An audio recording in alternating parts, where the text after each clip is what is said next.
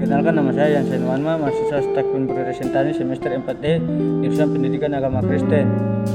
Saya akan menafsirkan dalam kitab Perjanjian Baru, yaitu kitab Efesus 6 ayat 6 sampai 7 dengan berikut pembacaan taat dan kasih. Teks ini ditulis oleh Rasul Paulus dan ditujukan kepada jemaat di Efesus yang warga jemaatnya terdiri dari orang-orang Yahudi dan non-Yahudi.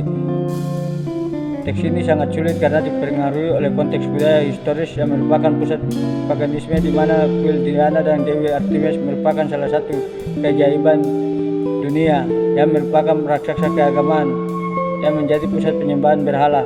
Dalam konteks sosial, warga jemaat di Efesus ini mendapat tekanan sosial karena pengaruh budaya dan agama kuno.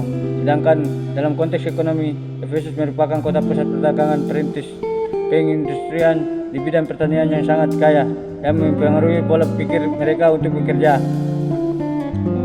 dengan baik tanpa tekanan atau paksaan. Hal ini berbeda dengan konteks dalam teks Efesus 6 ayat 6. Paulus menekankan bahwa sebagai hamba-hamba Kristus harus bekerja dengan segenap hati, bukan untuk menyenangkan manusia ataupun sekedar mendapat pujian dan pengakuan dari orang lain, melainkan bekerja untuk Tuhan dengan kesungguhan. Kata kunci dari teks ini adalah kata hamba.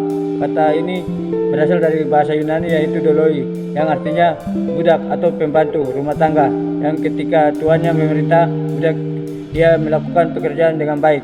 Kata ini yang digunakan oleh Paulus untuk menjelaskan kepada jemaat di Efesus betapa pentingnya bekerja dengan tulus hati dan rela dalam menjalankan pelayanan, bukan untuk menyenangkan manusia tetapi untuk Tuhan.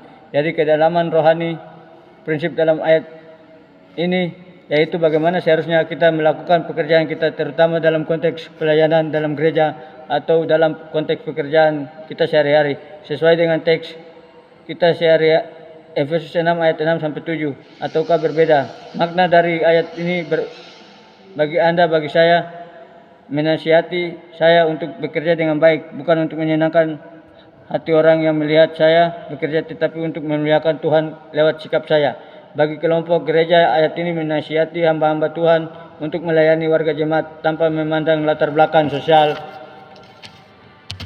tempat tinggal, tetapi melayani dengan kasih dan dengan rela seperti untuk Tuhan. Dan bagi konteks dalam masyarakat masa kini, ayat ini menasihati para pemimpin dalam masyarakat dan para penguasa di daerah untuk menjadi pemimpin yang adil, jujur, bekerja keras, bijaksana, tidak merugikan masyarakat tetapi melayani masyarakat dengan baik. Sekian dan terima kasih. Shalom, Tuhan berkati.